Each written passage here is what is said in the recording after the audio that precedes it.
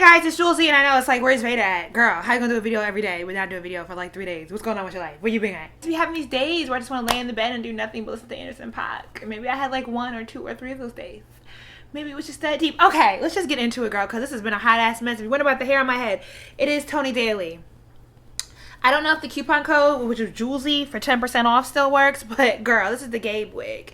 It's a giving you life. I get this question quite often. Every time I talk about dating and relationships, somebody always comes through with that, hey Jouelzy, what do you think about interracial dating? What do you think about people that are black and woke and date outside their race? Would you? Okay, so let me answer these questions and also remind you, smart brown girl, you like the buttons, you can get yours if you become a smart brown girl patron, because I'm still attempting to raise $5,000 this month. I don't know if it's going to happen, but you know, however close we get to it, I'm grateful. So if you make a PayPal donation or you become a patron, you'll be getting these lovely buttons. Links down below in the description box and in the eye in this video.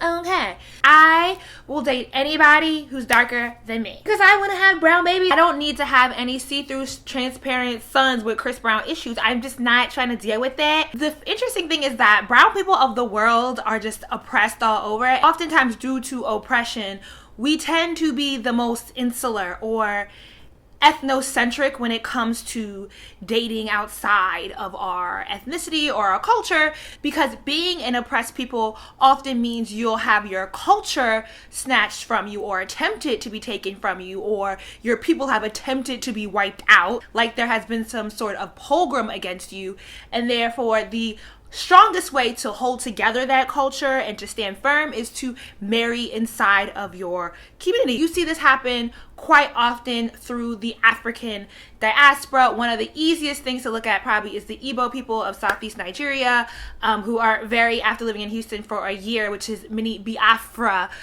Bruh, I understand it though. Like, I really don't have any issue with the fact that as a people, the parents are very, did I say very, big on marrying within, because there was the Biafran War and they were, as a people, attempted to be suffocated out.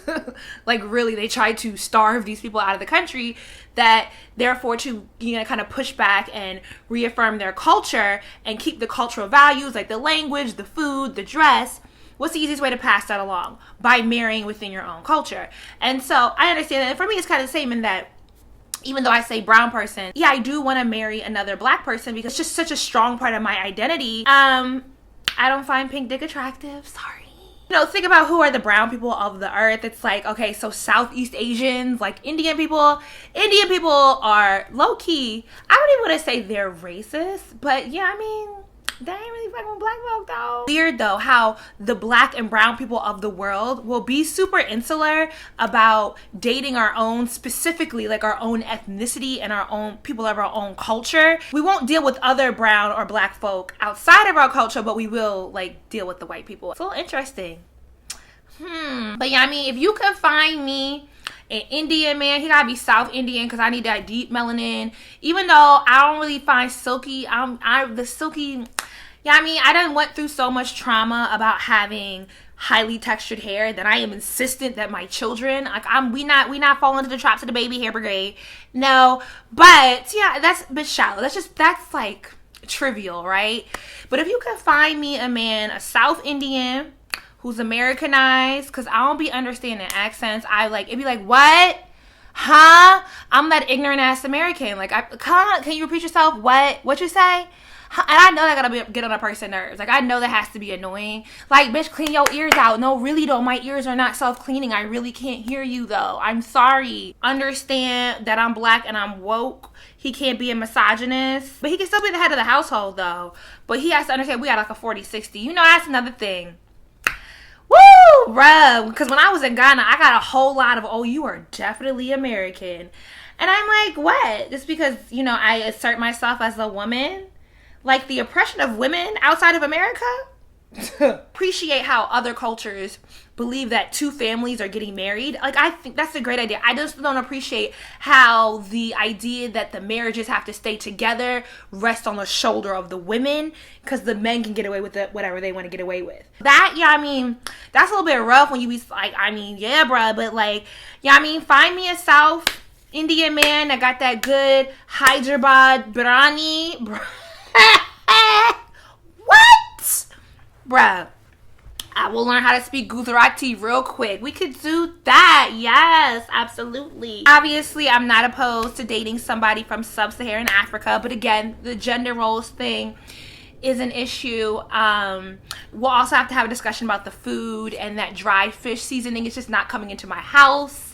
We'll have to talk that out. But I mean, I can figure out how to make a mean jollof. That food just be taking so long to cook. You just gonna have to wash the dishes though. If you want me to cook that, you just gotta wash the dishes, because I'm not cooking that and then washing the pots after.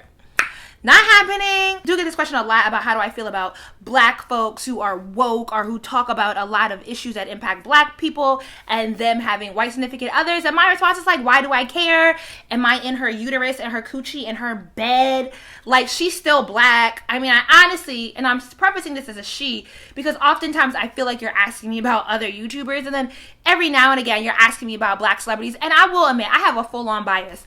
When I see black women with men outside their race, I don't really think nothing of it, because I understand as a black woman how significantly hard it is to date, especially finding black men that support you in your wokeness. Girl, it is a struggle. But for both genders, let me step outside of my bias for a minute. Your mate doesn't take away from your black experience. Not to say that I don't take a second glance sometimes when, like, I see these people going super hard for the black community and they have a very white, blonde hair, blue-eyed wife. There's been a message that has been ingrained in this black community for a long time about anytime a black person steps outside their race, it is that we are idolizing Europeans, we are idolizing white people. And there is some truth to that, but that truth is not universal, and it's unfair to place it on people, because some people just are in certain environments, you know. It's like David Oyelowo. Okay, girl, did I enunciate that correctly? He is married to a white woman. Now, he is British Nigerian. However, have you heard my man speak, though? He is Shakespearean. He sounds like a Shakespearean actor when he talks. I was so, like, I seen him. I was like, I know.